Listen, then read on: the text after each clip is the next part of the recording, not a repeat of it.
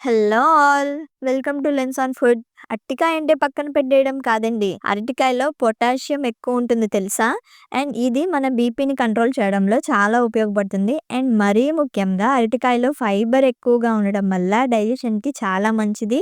And weight loss కోసం చూసే వాళ్ళకి మస్ట్ ట్రై చేయాల్సిన కర్రీస్‌లో బనానా ఫ్రై ఒకటి. మరి ఇలాంటి సూపర్ ఫుడ్‌ని సింపుల్‌గా, టేస్టీగా చేసుకోవాలంటే ఈ అరటికాయని అస్సలు మిస్ అవ్వకూడదు.